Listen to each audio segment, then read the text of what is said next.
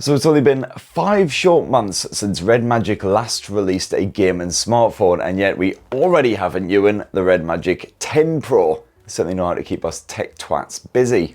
Well, this latest model is a worthy release all the same, as it upgrades that performance to the beef-tastic fresh new Snapdragon 8 Elite, as also found lovingly smushed inside of Asus's ROG Phone 9 and 9 Pro. So your Uncle Spurt is going to do his duty. Let's whip the REDMAGIC 10 Pro on out and thoroughly test those gaming chops. And for more on the latest and greatest tech, please do subscribe and ding that notifications bell. Cheers! On full disclosure, absolutely hanging like a giraffe's happy sack today. It's Christmas party season, baby. Whoop. Alright, let's do this thing. REDMAGIC X. Looks like they've gone all iPhone-y. So what do you get in that box besides, of course, the REDMAGIC 10 Pro? You've also got yourself a power adapter. I think it's 80 watts, but honestly, your Uncle Spurt can't do his maths this morning. One of you kind folk can work that out. You've also got yourself a USB-C to USB-C power cord. And you've also got yourself a very firm condom case to help protect your REDMAGIC 10 Pro. Ribbed for somebody's pleasure. Oh, and a pokey SIM pin, naturally, and that's your lot. Pretty straightforward stuff there, gets the job done. So, REDMAGIC 10 Pro, let's go. So certainly as far as the design goes, not much appears to have changed for the REDMAGIC 10 Pro versus the older 9S Pro. It has grown ever so slightly to a 6.85 inch mega bugger. But as you can see there, I think the bezels have actually shrunk even more from the previous models. They're pretty much non-existent, and of course no selfie cam cut out either, so it is a proper full view finish. And once again, perfectly flat as well. It is a proper rectangle, this thing. Got a flat front and a completely flat arse, and sandwiched in between is a brushed aluminium alloy frame. That's pleasingly smudge resistant, so you can grapple with this thing as much as you like and it won't get all mucky. As you can see, there's quite a lot going on those edges as well. So as well as the circular power button, you've also got your volume rocker, you've got your game mode slidery thing. Sure, it's got an official term, but my foggy brain can't remember it.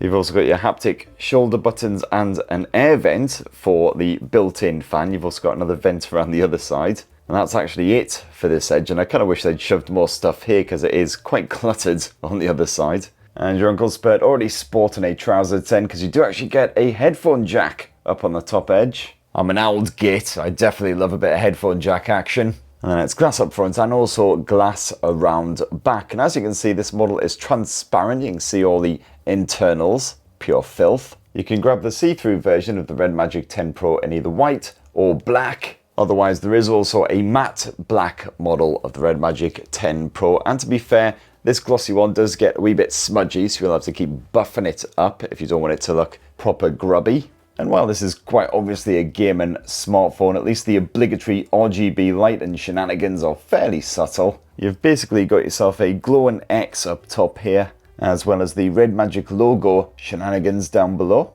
As you can see, you can customize the effects, so you can have them flashing, breathing, or just steadily on. A variety of colors, quite limited customization compared with some though. But as you can see, you can also have those LEDs flashing for any notifications, incoming calls when you're charging the phone, etc. And oh yes, you've also got a bit of lighting built into that fan as well, which kicks into action when that bad boy's going. And when you want to unlock the REDMAGIC 10 Pro, get your game on, well, you've got an in-display fingerprint sensor. It is just your...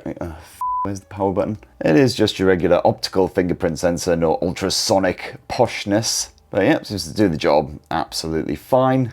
Got Face Unlock as a backup, and then you're straight into good old REDMAGIC OS version 10. And that has been lovely smushed on top of, as you can see there, the latest, freshest Android version 15. You can have a gander at some of the specs there as well. A generous 0.5 terabyte of storage, as you can see, although you can actually get an Ultra model, I believe it is, with a full terabyte, just in case, you know, you want to install Genshin friggin' Impact. That's not expandable via micro SD, but you do at least have space for 2 SIM cards. This is quite a heavy launcher, tweaking many aspects of Android. You've no longer got a Google Discover feed. As you can see, the icon's heavily stylized. At least you do still have an apps tray and of course the old notifications bar. And if we dive on into the REDMAGIC 10 Pro's settings, jump into theme and personalization, you can fully customize most of this stuff. Although you will need to download a fresh app icon pack if you want to change those up. You can tweak the lock screen settings, choose from a variety of clocks, etc. You can also chuck on an always on display from a variety of different options, some of them featuring Mora, the digital assistant, who we'll be seeing more of in a bit.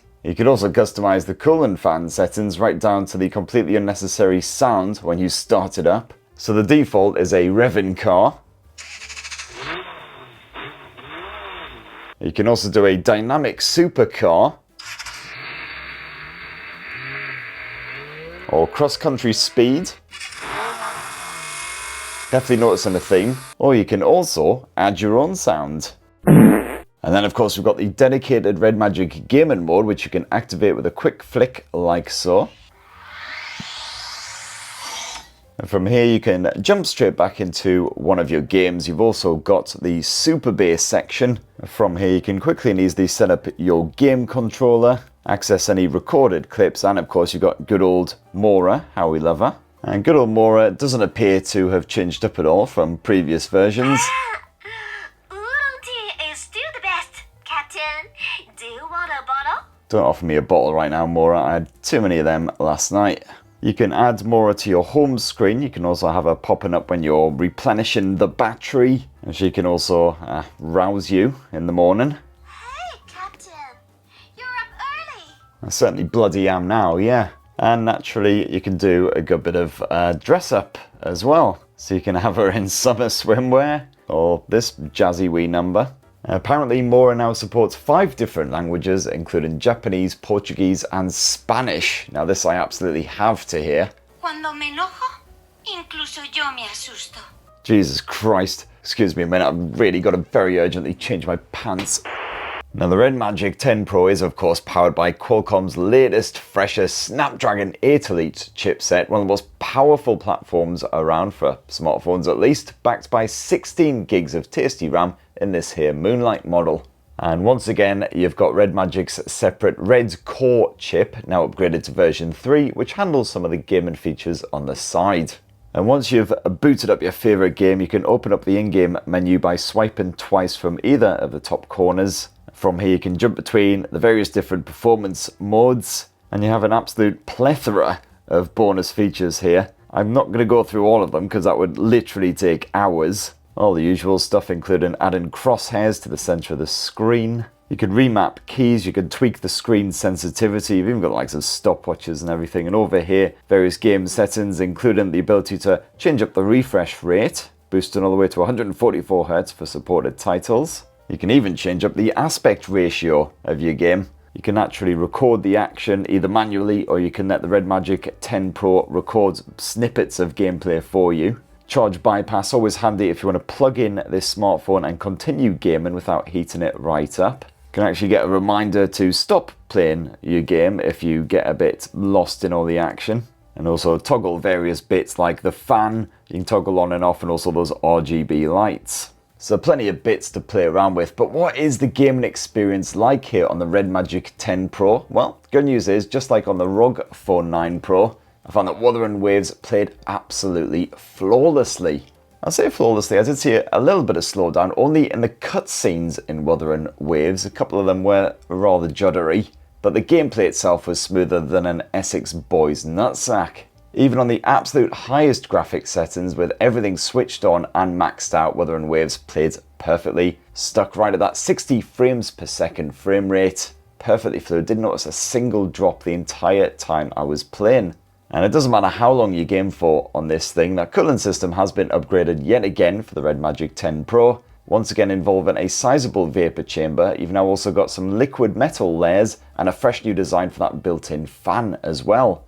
And the good news is that even when you have this fan on full-on Arctic mode and it's whizzing around at its full 23,000 RPM, it's still impressively quiet. Let's check it out.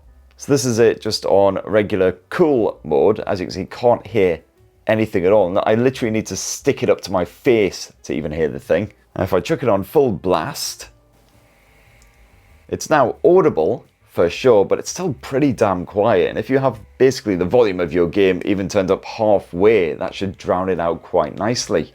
And between the fan and the liquid metal and all the rest of it, the REDMAGIC 10 Pro stays perfectly cool even after literally hours of Wuthering Waves action. It really is incredible that this phone doesn't even begin to get even slightly toasty to the touch. So yeah, impressive work from both Qualcomm and from REDMAGIC. Another great feature when you're gaming is the super responsive 520Hz shoulder triggers. These are slightly recessed into that edge. They're not actual buttons, they don't press in, but they do provide a good bit of haptic feedback thanks to the X-axis linear motor built in there. These are very easy to set up, and yeah, they prove incredibly handy for everything from Wuthering Waves to Call of Duty. Just means your thumbs aren't trying to traverse a million different on-screen buttons at once. They're perfect for just aiming and shooting and doing your main slashy type stuff.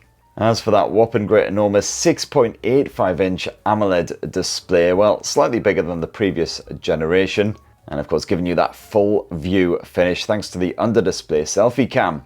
The resolution's been boosted to 2688 by 1216 pixels, so sharper than previous versions. And as always, you can tweak the tones and the temperature inside of the display settings. I quite like it on the default colourful mode. It's nice and punchy and vibrant. At the time I'm shooting this video, before the actual official launch, it is on the Widevine L3 on the REDMAGIC 10 Pro for the likes of Netflix, so playback is limited to standard definition, no HDR capabilities or anything, but that should hopefully change very, very shortly post-launch. And of course, you've got full support for any games out there that can be boosted to 144 Hz as well. No mention of PWM dimming in the reviewer's guide, however, so if you are sensitive to flickering on OLED displays, you might want to check that out.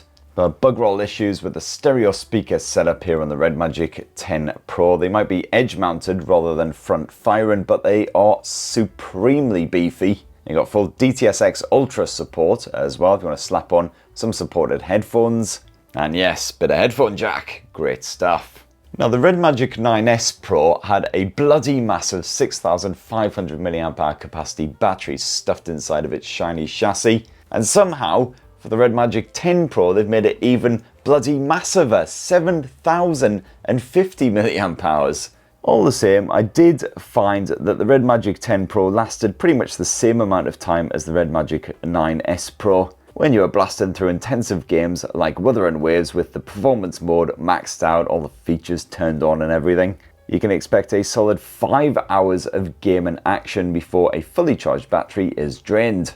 And of course, with less intensive fare, the battery drain isn't so bad, especially if you scale down the performance and don't worry about knocking on all of the various features. You don't need the fan going full time as well if you're playing just something like Call of Duty or PubG. And as for recharging, well, bung a cable into the REDMAGIC 10 Pro and you've got 100 watt charging support. So even though it's a flippin' massive battery, you won't be hanging around all afternoon waiting for it to power back up. However, there is bugger all wireless charging support here on the REDMAGIC 10 Pro, so it is cables all the way. As for the camera tech, well, it is a triple lens setup technically, although the third lens is just a simple basic depth sensor. What you got yourself here is a 50 megapixel primary shooter using OmniVision's OV50E sensor. Got a good bit of optical image stabilization in there as well. And you can also swap to another 50 meg OmniVision ultra wide angle shooter. This time it's the OV50D sensor.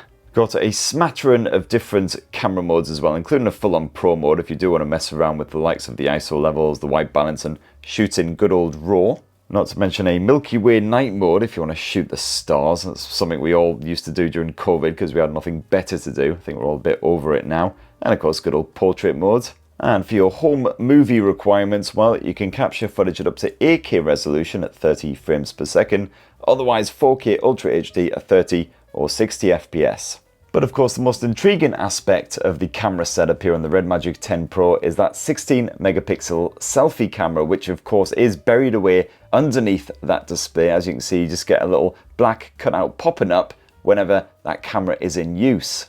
Apparently this selfie cam has been improved over previous models, and certainly the photo results seem to be a little bit sharper, a little bit less fuzzy, although that's probably more to do with the AI processing. As for shooting video with that selfie camera, where you are limited to full HD resolution footage, you can't shoot at 4K, although to be fair, again, everything does look a little bit fuzzy when you are capturing video using that under display selfie cam. You do have a triple mic setup, so the audio comes through nice and clear, and things aren't too shaky. And there you have it, my lovelies. That in a tasty wee nutshell is the fresh new REDMAGIC 10 Pro. As you can see, the major upgrade here is, of course, that Snapdragon 8 Elite action. Bigger battery doesn't seem to result in better battery life, at least not for the most demanding titles like Genshin and Wuthering. Although, you know, it's still early days, the battery life might improve over time, especially with a few little software updates. But what do you reckon of the REDMAGIC 10 Pro? Be great to hear your thoughts down in the comments below. Please do subscribe and ding that notifications bell for more on the latest and greatest tech. And have yourselves a rosy good one. Cheers everybody, love you!